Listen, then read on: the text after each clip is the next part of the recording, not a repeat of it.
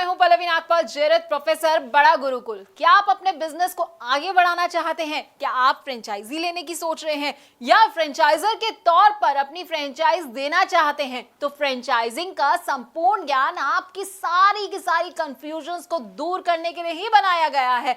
इस कोर्स में हम आपको बताएंगे कि फ्रेंचाइजिंग का मतलब क्या होता है। फ्रेंचाइजी, फ्रेंचाइजर, फ्रेंचाइज, ये सारे ना बड़े अलग अलग तरह के शब्द हैं, लेकिन सुनने में एक जैसे लगते हैं। तो इनमें अंतर क्या है, इनमें स्कोप क्या रहेगा आपके लिए और इनकी क्या क्या इंपॉर्टेंस है, ये हम आपको इस कोर्स में बड़े अच्छे से समझाने वाले हैं। इसके साथ ही हम आपको ये भी समझाएंगे कि बिजनेस और फ्रेंचाइजिंग में आखिरकार क्या अंतर होता है, फ्रेंचाइज और एजेंसी क्या होती है, एजेंट और फ्रेंचाइजी इसमें क्या डिफरेंस होता है, इसको भी कवर करेंगे।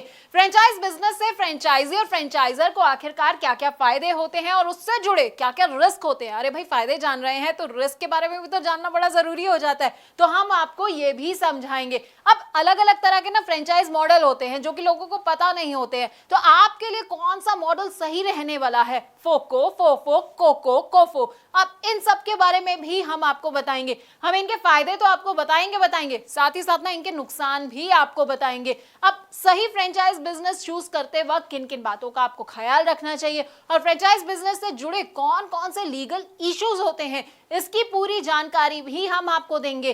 फ्रेंचाइज बिजनेस में सबसे इंपॉर्टेंट होता है फ्रेंचाइज डिस्क्लोजर डॉक्यूमेंट। अब इसके बारे में ना आपको विस्तार से अगर कहीं जानकारी मिलेगी तो वो आपको हमारे इस कोर्स के जरिए ही मिलेगी। इसमें क्या क्या आइटम्स होते हैं, कौन कौन से क्लॉजेस होते हैं, साथ ही आपको फ्रेंचाइजिंग अग्रीमेंट और उनके टाइप्स के बारे में भी हम पूरी की पूरी जानकारी देंगे।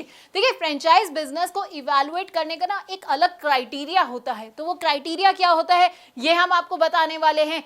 इसके अलावा ट्रेनिंग कैसे दी जाती है अपने फ्रेंचाइजी को, तो हम आपको वो भी बताएंगे। डेवलपमेंट ऑफ एसओपी की भी आपको हर डिटेल के बारे में हम आपको अच्छी तरह से समझाने वाले हैं। अब फ्रेंचाइजी और फ्रेंचाइजर के ना फेलियर के भी कई कारण होते हैं। अब देखिए, आपने बिजनेस तो ले लिया, फ्रेंचाइजी आप बन गए हैं, लेकिन आपको समझ नहीं आया कि भाई मैं फेल कहाँ हो गया। तो फेलियर क्यों हो सकता है, किस किस वजह से हो सकता है, क्या क्या कारण हो सकते हैं फेलियर के, ये भी हम आपको समझाएंगे। तो 20 वीडियोस के अंदर ना आपको हम फ्रेंचाइजी फ्रेंचाइजर से जुड़ी हर बात को बताने वाले हैं।